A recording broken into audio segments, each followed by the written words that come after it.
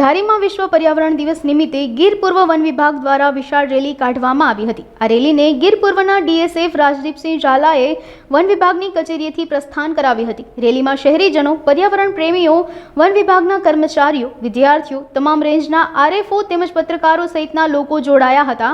આ રેલી શહેરના મુખ્ય માર્ગ પરથી નીકળી દલખાણિયા રોડ પર આવેલ કેસરી સદન ખાતે પહોંચી। ત્યાં ઉપસ્થિત વન વિભાગના અધિકારીઓ દ્વારા પર્યાવરણ જાગૃતિ માટે તેમજ વૃક્ષારોપણ માટે માર્ગદર્શન પાઠવવામાં આવ્યું હતું। રોજ એટલે કે 5મી જૂને વિશ્વ પર્યાવરણ દિવસની ઉજવણી ગીર પૂર્વ વન વિભાગ ધારી ખાતે કરવામાં આવેલી છે, જેમાં સામાજિક વનીકરણ અમરેલી વિભાગ તેમજ ગીર પૂર્વ વન વિભાગની વિવિધ રેન્જોમાં અલગ અલગ કાર્યક્રમોનું આયોજન કરવામાં આવેલું છે, કે જેમાં પ્લાસ્ટિક કલેક્શન હોય કે વાઇલ્ડલાઇફની મૂવી કે મહાનુભાવોના વક્તવ્યો, વૃક્ષારોપણ અને પર્યાવરણ લગત અલગ અલગ જે જાગૃતિના કાર્યક્રમો છે તેવા અત્રેથી કરવામાં આવ્યા છે।